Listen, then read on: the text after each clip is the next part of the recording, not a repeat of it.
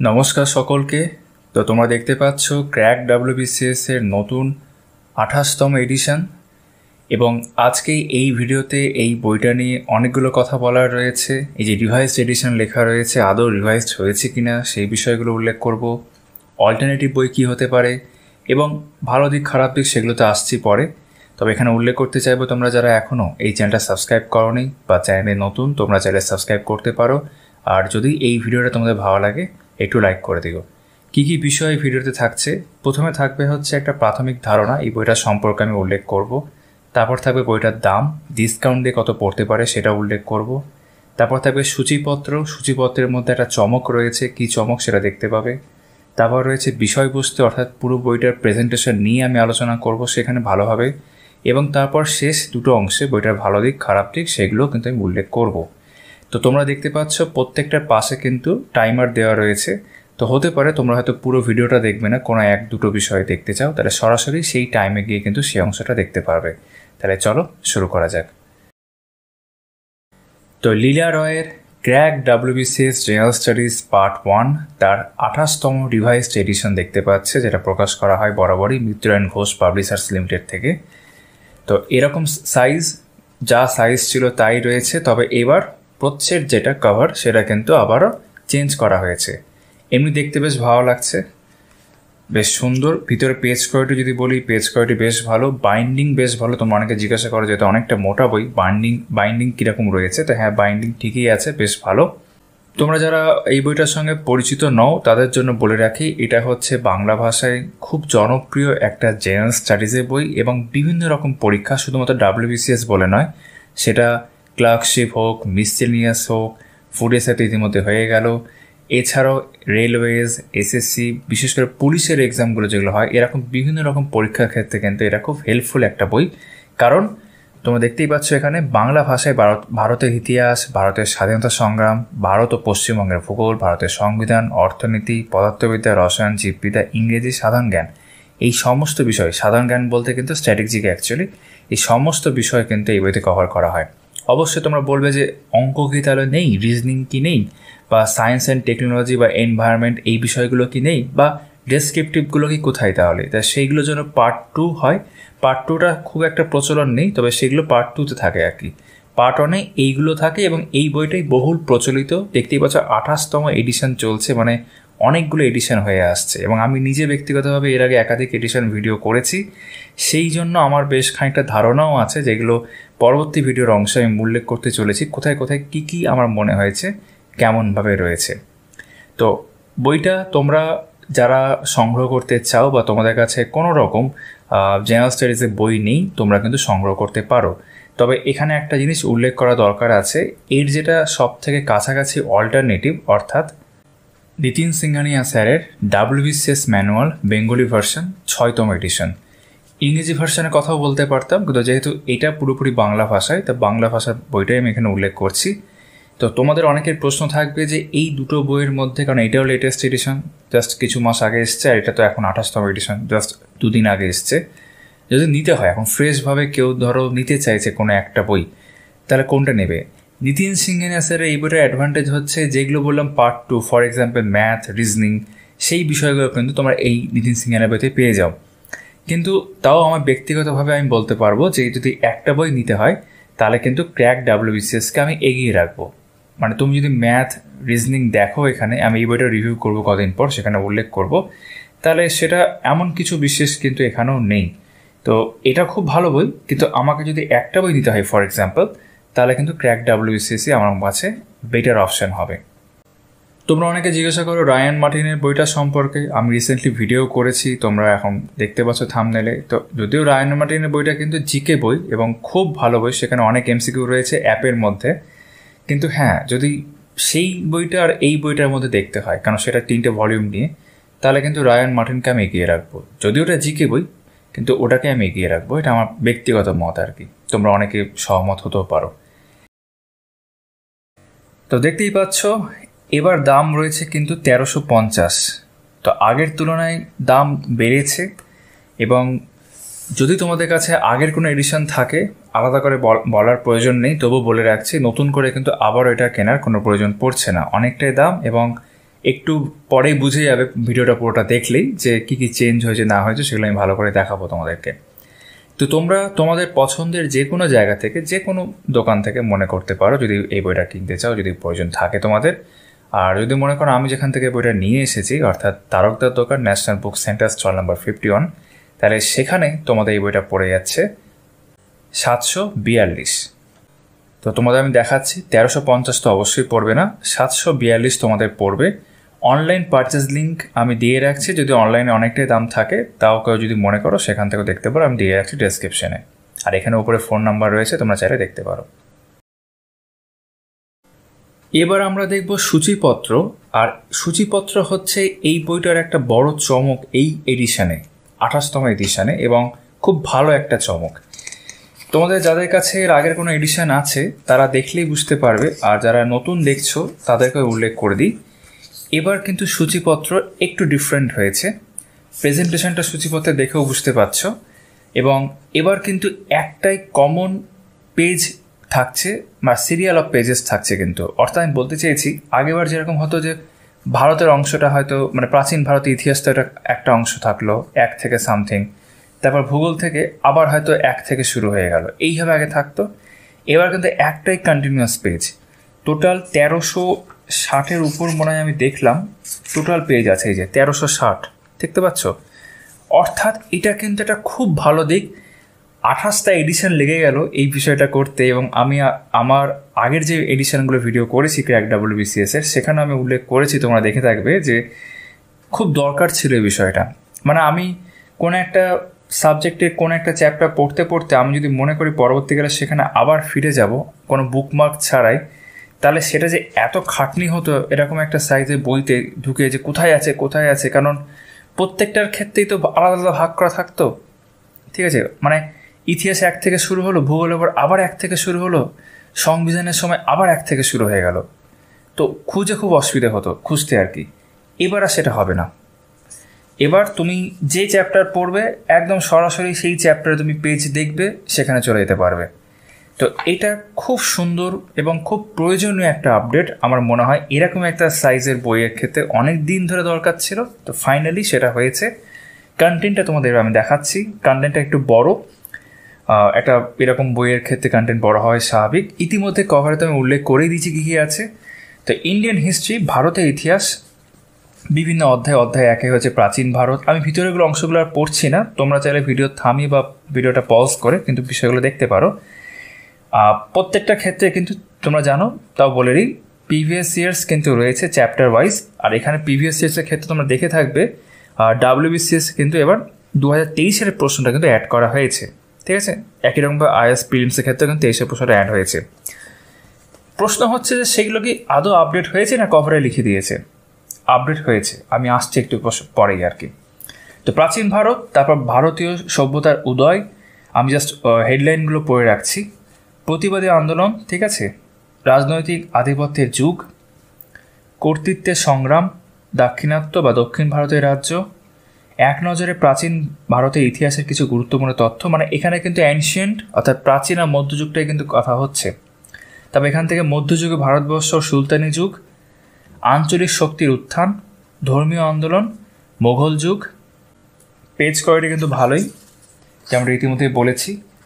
তারপর এখানে রয়েছে এক নজরে মধ্যযুগীয় ভারতের ইতিহাসের কিছু গুরুত্বপূর্ণ তথ্য, মোঘল যুগের শেষ অধ্যায় আঞ্চলিক শক্তি উত্থান, এবং ইউরোপীয় অংশ থেকে অ্যাকচুয়ালি মডার্ন হিস্ট্রি শুরু হয়। তো ইউরোপীয় বণিকদের কার্যকলাপ, ভারতে ব্রিটিশ সাম্রাজ্যের অগ্রগতি, তারপর সাংস্কৃতিক প্রেক্ষাপট, ইংরেজ রাজত্বকালে রাজস্ব ব্যবস্থা, প্রশাসনিক সংস্কার ও সাংবিধানিক আইন। ঠিক আছে, তবে এখান থেকে শুরু হলো ইন্ডিয়ান ন্যাশনাল মুভমেন্ট, যেটা ইতিহাসের একটা খুব ইম্পর্টেন্ট পার্ট WBCS-এর ক্ষেত্রে তো অবশ্যই।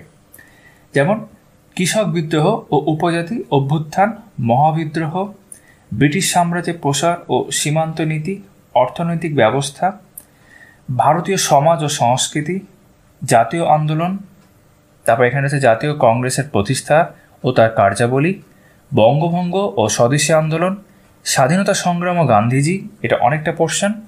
তারপর সংগ্রামী জাতীয়তাবাদ, ভারত ও ভারতের বাইরে, ঠিক আছে, মানে রিভলিউশনারি অ্যাক্টিভিটিস যেগুলো ছিল, ভারতে মুসলিম রাজনীতির বিবর্তন, শ্রমিক আন্দোলনের ধারা, জাতীয় আন্দোলনে নারীর ভূমিকা খুব ইম্পর্টেন্ট, অনেক সময় প্রশ্ন আসে এই ধরনের। স্বাধীনতা সংগ্রামে চূড়ান্ত পর্যায়, এবং তারপর ভারতের ভাইসরয়গণ প্রশ্ন আসে। ভারতের স্বাধীনতা সংগ্রামে গুরুত্বপূর্ণ ব্যক্তিত্ব বা ব্যক্তিবর্গ। এতে ইতিহাস কমপ্লিট হলো। তারপর এখান থেকে ইন্ডিয়ান জিওগ্রাফি, ভারত ও প্রতিবেশী দেশসমূহ, ভারতের ভূপ্রকৃতি, এখানে কিন্তু ইন্ডিয়ান জিওগ্রাফি থাকছে, ঠিক আছে। তারপর ভারতের নদ নদী, হ্রদ, উপহ্রদ, ঠিক আছে। জলসেচ ও বহুমুখী নদী পরিকল্পনা খুব ইম্পর্টেন্ট। ভারতের জলবায়ু, ভারতের মৃত্তিকা, ভারতের কৃষি, ঠিক আছে। ভারতের স্বাভাবিক উদ্ভিদ, এবং এর মধ্যে তোমার জাতীয় উদ্যান, অভয়ারণ্য এগুলো রয়েছে আর কি। ভারতের খনিজ সম্পদ, ভারতের শক্তি সম্পদ, ভারতের শিল্প, ভারতের সড়ক পরিবহন ও যোগাযোগ, ভারতের বন্দর ও শহর, ভারতের জনগণনা ও আদিম জনগোষ্ঠী, এবং তারপর এর মধ্যে কিন্তু পশ্চিমবঙ্গটা পুরো একটা চ্যাপ্টার আকারে কভার হয়েছে, যেমন পশ্চিমবঙ্গের একই রকমভাবে নদ নদী, ভূপ্রকৃতি, জলবায়ু, মাটি, মৃত্তিকা, খনিজ দ্রব্য, কৃষিকাজ, সড়ক, এগুলো সব এখানে কভার হয়েছে, ঠিক আছে, পশ্চিমবঙ্গের উপর। তারপর ইন্ডিয়ান পলিটি, ভারতের সংবিধান, ভারতের সংবিধানের রচনার পটভূমি ও গণপরিষদ, সংবিধানের বৈশিষ্ট্য, উৎস, প্রস্তাবনা, তারপর সংবিধানের অংশ, তালিকা ও গুরুত্বপূর্ণ ধারাসমূহ, ভারতীয় ইউনিয়ন ও তার ভূখণ্ড, ভারতীয় নাগরিকতা, মৌলিক অধিকার, নির্দেশমূলক নীতি ও মৌলিক কর্তব্য, রাষ্ট্রপতি ও উপরাষ্ট্রপতি, ভারতীয় সংসদ, ঠিক আছে, প্রধানমন্ত্রী, তারপর প্রধানমন্ত্রী, মন্ত্রিসভা, রাজ্যপাল, মুখ্যমন্ত্রী, রাজ্য বিধানসভা, বিধান পরিষদ, যেখানে যেখানে বিধান পরিষদ রয়েছে, ভারতীয় বিচার ব্যবস্থা, ঠিক আছে, আমাদের সুপ্রিম কোর্ট, হাইকোর্ট রয়েছে। তারপর এটা স্থানীয় স্বায়ত্তশাসন, পঞ্চায়েত ও পৌরসভা, কেন্দ্রীয় রাজ্য সম্পর্ক, নির্বাচন কমিশন ও রাজনৈতিক দল, জরুরি অবস্থাসমূহ, সংবিধান সংশোধন অর্থাৎ অ্যামেন্ডমেন্ট, সাংবিধানিক সংস্থা, তারপর হচ্ছে সংবিধিবদ্ধ ও অসংবিধিবদ্ধ সংস্থা, ঠিক আছে, আর জম্মু কাশ্মীর একটা অংশ এখানে রয়েছে। বেশ, তারপর ইন্ডিয়ান ইকোনমি, ভারতের অর্থনীতির মধ্যে রয়েছে স্ট্রাকচার অফ ইন্ডিয়ান ইকোনমি, ঠিক আছে, national income of India, economic planning of India, এগুলো দেখছি ইংরেজি টার্মে মানে উল্লেখ আছে টাইটেলগুলো, demography of India and census, তারপর রয়েছে poverty and unemployment, human and social development schemes, Indian agriculture, industry of India, price and price policy, price index and inflation, role and function of RBI খুব গুরুত্বপূর্ণ, তারপর financial system of India, তারপর Indian public finance commission, tax etcetera, তারপর foreign trade, international organisations, important committee এবং etcetera এগুলো রয়েছে। তারপর Indian rankings in different indices, তারপর বাজেট 24-25 অ্যাড হয়েছে, ঠিক আছে। তারপর পদার্থবিদ্যা, সায়েন্স আবার শুরু হচ্ছে, পরিমাপের পদ্ধতি, একক। আচ্ছা, আমি পড়ে যাচ্ছি, অনেক বড় লেন্দি হয়ে যাচ্ছে ভিডিও, ঠিক আছে। এখান থেকে আমি আর পড়ছি না, জাস্ট তোমাদের উপর দেখিয়ে দিচ্ছি। যেটা ফিজিক্স, এটা রসায়ন, ঠিক আছে, তোমরা চাইলে ভিডিওটা থামিয়ে দেখতে পারো। লাইফ সায়েন্স, জীববিদ্যা, ঠিক আছে। এই বইতেই রয়েছে ইংলিশ। তারপর জেনারেল নলেজ, সাধারণ জ্ঞান, সেটা কিন্তু অনেকটাই থাকে আগের এডিশনগুলোতে, এখানে কিন্তু অনেকটাই রয়েছে, দেখতে পাচ্ছ। যেটাকে আমরা বলি স্ট্যাটিক জিকে, আগামী পিএসসি ক্লার্কশিপ, পিএসসি মিসলেনিয়াস বা পুলিশের বিভিন্ন যে পরীক্ষাগুলো হচ্ছে আর কি, সব ক্ষেত্রের জন্য কিন্তু ভীষণ ইম্পর্টেন্ট। তো আমাদের সূচিপত্র এখানেই শেষ হচ্ছে। তো এবার বিষয়বস্তুর ক্ষেত্রে আমরা দেখে নিতে চাইবো যে এই বইগুলোর ক্ষেত্রে প্রেজেন্টেশন কীরকম থাকে। তোমরা যারা নতুন বা প্রথম ক্র্যাক ডাব্লিউবিসিএস এর বিষয়ে জানতে চাইছো, বা এই এডিশনেও কি কোনো চেঞ্জ হয়েছে কিনা সেগুলো উল্লেখ করবো। তো প্রেজেন্টেশন তো কোনো চেঞ্জ নেই, এগুলো একই রকমই রয়েছে, যেমনটা তোমরা এর আগেও দেখে এসছো যে অনলাইনের আকারে থাকে, এবং যেখানে যেখানে বোল্ড পয়েন্ট থাকার সেগুলো কিন্তু বোল্ড করা থাকে, এবং বেশ কিছু ক্ষেত্রে ছক থাকে, টেবিল থাকে, ঠিক আছে। এবং সেই অংশটা হয়ে যাওয়ার পর চ্যাপ্টার ওয়াইজ প্রিভিয়াস ইয়ার্স থাকে। প্রিভিয়াস ইয়ার্সের মধ্যে প্রথমে ডাব্লিউবিসিএস প্রিলিমস, ইয়ার ওয়াইজ, তারপর ডাব্লিউবিসিএস মেন্স, ঠিক আছে, এবং তারপর আইএস প্রিলিমস, যেমনটা তোমরা কভারও দেখেছিলে সেইভাবে কিন্তু প্রেজেন্টেশন থাকে। তো চ্যাপ্টার ওয়াইজ মানে প্রিভিয়াস ইয়ার্স থাকছে, এটা বরাবরই এই বইটার একটা প্লাস পয়েন্টের মধ্যে পড়ে এবং খুব হেল্পফুল। মানে একটা চ্যাপ্টার শেষ করছি, তারপর সেই অনুযায়ী প্রিভিয়াস ইয়ার্স দেখছি। আর এখন যেহেতু কমন পেজ মার্ক হয়ে গেছে, তা এখন তো সরাসরি এই বইটা যে কোনো একটা জায়গায় চলে যাওয়া খুবই মানে সময় সাপেক্ষ, মানে সময় লাগবে না আর কি, তাড়াতাড়ি হয়ে যাবে, সময় সাপেক্ষ নয়। ভারতীয় সভ্যতার উদয়, ঠিক আছে, প্রস্তর যুগ, একটা গ্রাফ মানে ম্যাপ দেখতে পাচ্ছি এখানে, ঠিকঠাক। তো এটা হচ্ছে এই বইটার প্রেজেন্টেশন, বেশ ভালো। এবং তোমরা যারা এর আগে পড়েছো তারা জানো যে এই বইটা কিন্তু পড়তে ভালোই লাগে, বেশ ঠিকঠাক তথ্য রয়েছে বা উপযুক্ত তথ্য রয়েছে বলা যেতে পারে, মানে এক্সাম ওরিয়েন্টেড, খুব বেশি তথ্যও নয় আবার একদম কম তথ্যও নয়। রিসেন্ট যে বইগুলো রয়েছে যেমন এরই ছোট ভাই হচ্ছে ফোকাস, ব্রাইট একাডেমি থেকে বের করা, তো সেটা থাকলে এটা নিতে হচ্ছে না, আবার এটা নিলে ওটা হয়তো প্রয়োজন পড়ছে না। এই নিয়ে আগেও আমি ভিডিও করেছি, ঠিক আছে। তো এইভাবে একটা চ্যাপ্টার যখন শেষ হলো তারপরে দেখি প্রিভিয়াস ইয়ার্স রয়েছে। এবার প্রশ্ন উঠতে পারে যে 2023-এর প্রশ্ন কি দেখতে পাচ্ছি আমি? কভারে তো উল্লেখ আছে, তো হ্যাঁ আমি দেখতে পাচ্ছি। যেমন প্রতিবাদী ধর্ম আন্দোলন যেগুলো ছিল আর কি, বা প্রতিবাদী আন্দোলনের মধ্যে পড়ছে, সেখানে যেমন দেখতে পাচ্ছি, দেখো WBCS 2023, এটা WBCS প্রিলিমস দেখাচ্ছি আমি। তো প্রশ্ন কিন্তু এরকম ভিতরেও দেখলাম আপডেট কিন্তু করা হয়েছে।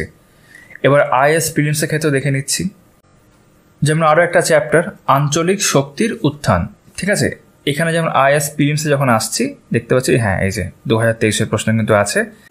এবং যেমনটা তোমরা জানো আনসার কিন্তু প্রশ্নের মধ্যে বোল্ড করা থাকে, যেমন এই প্রশ্নের আনসার হচ্ছে যে নান, এটা বোল্ড করা আছে। তেমন 38-এর ক্ষেত্রে হচ্ছে এটা এইভাবে। তো এবার আসছি বইটার ভালো দিক প্রসঙ্গে। তো বইটার ভালো দিক হচ্ছে এটাই যে এটা প্রায় নির্ভুল একটি বই, কিছু কিছু ক্ষেত্রে একটু সামান্য ভুল রয়েছে, সেই প্রসঙ্গে আসছি পরে, কিন্তু প্রায় নির্ভুল একটি বই, খুব গ্রহণযোগ্য এবং বিভিন্ন রকম পশ্চিমবঙ্গের পরীক্ষার ক্ষেত্রে বা সেন্ট্রাল এক্সামের ক্ষেত্রেও যেগুলো বাংলা ভাষায় এখন দেওয়া যাচ্ছে ভীষণভাবে কিন্তু কার্যকরী এবং উপকারী একটি বই। এবং এই বইটার ভালো দিকের মধ্যে এটাই যে এই বইটা একবার নিয়ে নিলে তোমার হয়তো অন্য কোনো জিকে বই সাধারণত প্রয়োজন পড়বে না, ঠিক আছে। অন্য ভালো জিকে বইও আছে, রায়ান মার্টিনের জিকে বই তো আমি ইতিমধ্যেই বলেছি সব থেকে ভালো জিকে বই আমার কাছে, আমার মতে আর কি। কিন্তু এই বইটা থাকলে অন্য বই প্রয়োজন পড়ছে না। অর্থাৎ তুমি যদি এরকম একটা বই কিনে নাও, তোমার কিন্তু পুলিশের পরীক্ষা, রেলের পরীক্ষা, WBCS এরকম বিভিন্ন পরীক্ষা কিন্তু কভার হবে। আমি কিন্তু একবারও বলবো না যে তুমি এটা পড়লে WBCS পাস করে যাবে। একটা অতীতে শোনা যেত আজ থেকে 5-6 বছর আগে নাকি এটা পড়ে লোকে WBCS পাস করতো, কিন্তু এখনকার প্রশ্নপত্র দেখলে তোমরা বুঝতে পারবে সেটা স্বাভাবিকভাবে সম্ভব নয়। কিন্তু হ্যাঁ তুমি একটা ভালো জায়গায় থাকবে, একটা বেসিক আন্ডারস্ট্যান্ডিংয়ের জায়গা থেকে বা অনেক MCQ সলভ করার জায়গা থেকে তোমার কিন্তু এই বইটা অনেক হেল্প করবে, যেখানে এই বইতেই তুমি কিন্তু প্রিভিয়াস ইয়ার্সও পেয়ে যাচ্ছ, সেটাও চ্যাপ্টার ওয়াইজ। কত সাল থেকে কত সাল তো দেখতেই পাচ্ছ কভারে রয়েছে। এবং ইতিমধ্যে যেমন আমি আগের সেগমেন্টে তোমাদের দেখালাম 23-এর প্রশ্ন কিন্তু অ্যাড হয়েছে, চ্যাপ্টার ওয়াইজভাবেই অ্যাড হয়েছে, যেটা কিন্তু খুব ভালো একটি বিষয়। 2 নম্বর বিষয়, এবার যেমনটা কন্টেন্টের ক্ষেত্রে আমি বললাম যে একটাই তোমার কন্টেন্ট সিরিজ করা হয়েছে, মোট 1360-এর কাছাকাছি 62 মনে হয় দেখলাম মানে পেজ রয়েছে। ফলে আগে যেরকম হতো যে খুঁজতে হতো কোথায় গেল ব্যাপারটা, এবার তা নয়, যে কোনো পেজে সরাসরি চলে যাওয়া সম্ভব। যেমন দেখতে 465টা পেজ, এগুলো কিন্তু আগে হতো না। আগে প্রত্যেকটা সাবজেক্টের ক্ষেত্রে আলাদা আলাদা পেজ থাকতো, এবার সেটা নয়। তো এটা খুব ভালো একটা ইমপ্রুভমেন্ট করা হয়েছে, খুব ভালো বিষয়। বাকি তো পেজ কোয়ালিটি ভালো রয়েছে, বাইন্ডিং ভালো রয়েছে, এগুলো ছোটোখাটো বিষয় নয় কিন্তু অ্যাকচুয়ালি এগুলো ম্যাটার করে, বিশেষ করে এরকম মোটা বইয়ের ক্ষেত্রে বা দামি বইয়ের ক্ষেত্রে। তো সেই জায়গা থেকে হ্যাঁ বিষয়গুলো কিন্তু ভালো রয়েছে। তো এই বইটা তোমাদের কাছে যদি আগের কোনো এডিশন না থাকে বা অন্য কোনো রকম জিকে বই বা জেনারেল স্টাডিজের বই না থেকে থাকে, তাই অবশ্যই তোমরা কিন্তু 28তম এডিশনটা নিতে পারো আগামী বিভিন্ন পরীক্ষাকে কেন্দ্র করে বা মাথায় রেখে। এবার প্রশ্ন হচ্ছে এই এডিশনের খারাপ দিক বা কোন বিষয়গুলো আমার মনে হয়েছে যেগুলো ভালো করা যেতে পারতো। প্রথম কথা যেটা ভালো করা যেতে পারতো, এই যে রিভাইজড এডিশন দেখছো এটা তো বেশ খানিকটা ক্ষেত্রে রিভাইজড বলা যেতে পারে, যেমনটা আমরা ইতিমধ্যেই জানলাম। কিন্তু হ্যাঁ যদি আমরা তথ্যের জায়গা থেকে ভাবি, কিছু কিছু ক্ষেত্রে আরেকটু ভালো করা যেতে পারতো, যেগুলো আগের এডিশনে ভুল ছিল, আমি আগের এডিশনের ভিডিও করতে গিয়ে পেয়েছিলাম, সেই জায়গাগুলো আমি দেখলাম কিন্তু এখনও ভুল রয়েছে। ফর এক্সাম্পল, যেমন পেজ নাম্বার 279-তে যদি এবার আমরা যাই, তাহলে এই যে বুড়িবালামের যুদ্ধের নায়ক বাঘা যতীন্দ্র মোহন যতীন্দ্রনাথ না জায়গায় এটা কিন্তু যতীন্দ্রনাথ হওয়া উচিত। তো মোহন এই যে ভুলটা এটা আগেও দেখেছি, কিন্তু এবারও দেখলাম এটা রয়েছে, তো এটা কারেকশান হয়নি। তো এখান থেকে অনুমান করা যেতে পারে যে কিছু কিছু ক্ষেত্রে কারেকশান হয়তো হয়নি। ফর এক্সাম্পল আরও দেখাচ্ছি, সংবিধান চ্যাপ্টার ক্ষেত্রে মানে সংবিধানের ক্ষেত্রে ইন্ডিয়ান পলিটির ক্ষেত্রে যদি আমরা আসি, এই যে লোকসভা, ঠিক আছে, লোকসভা রাজ্যসভার যে সংসদের যে জায়গাটা আছে, এখানে যদি দেখি, এই যে দেখতে পাচ্ছ রাজ্যসভার ক্ষেত্রে 245, ঠিক আছে, বাট এই যে সংখ্যাটা 229 স্টেটের ক্ষেত্রে, ইউনিয়ন টেরির ক্ষেত্রে তোমার 4টে, এটা ভুল আছে। নমিনেশন তো 12 ঠিকই আছে, এটা হবে 8 এখন জম্মু কাশ্মীরে মানে 370 সরে যাওয়ার পর থেকে, আর এটা হবে 225। একই রকমভাবে যদি রাজ্যসভার ক্ষেত্রে আসি, তাহলে এখানেও এটা তো ঠিকই দেওয়া আছে, অ্যাংলো ইন্ডিয়ান এখন আর নেই, এটা 550 একদম পারফেক্ট দেওয়া রয়েছে।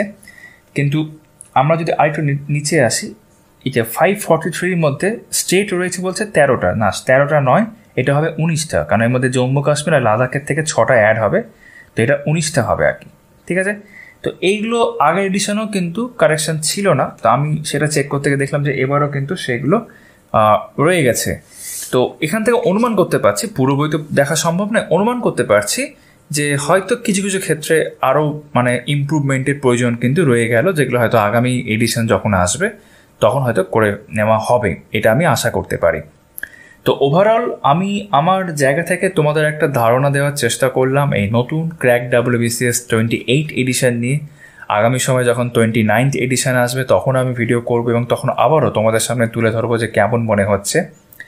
এবং যে আমরা কভারেও লেখা আছে প্রিলিমস এবং মেন্স, তো এখনও যেহেতু মেন্স তোমরা জানো মানে MCQতেই চলছে, নতুন করে আর কোনো কথা শোনা যাচ্ছে না যে ডেসক্রিপটিভ হচ্ছে কিনা। তো হ্যাঁ, এই বইটা কিন্তু তোমাদের WBCS-এর জন্য তো অবশ্যই কাজে আসবে। এবং ইতিমধ্যেই ভালো দিক বলতে গিয়ে যেমনটা আমি বলছিলাম যে অন্যান্য বিভিন্ন পরীক্ষাগুলো যেগুলো সামনে রয়েছে তার জন্য কিন্তু মানে স্টেটের, সেন্ট্রালের যেগুলো তোমরা বাংলা ভাষায় দিতে পারো, তোমরা কিন্তু অবশ্যই এই বইটা দেখতে পারো। এবং এই বইটা ভালো দিকের মধ্যে এটাই ছিল যে এই বইটা একবার কিনে নিতে পারলে কিন্তু সচরাচর তোমাকে অন্য বই কিনতে হবে না, কারণ এটাই এত বাল্কি একটা বই, এটা শেষ করতে করতে অনেকটা সময় লেগে যাবে এবং শেষ করতে পারলে তুমি অবশ্যই এটা ভালো জায়গাতেই থাকবে। তো আমি আমার ভিডিওটা এখানে শেষ করছি, আশা করছি আমার এই রিভিউটা তোমাদের ভালো লাগবে এবং লাগলে একটা লাইক করে দিতে পারো। তাহলে চলো পরবর্তী কোনো ভিডিওতে আবার দেখা হচ্ছে, কথা হচ্ছে।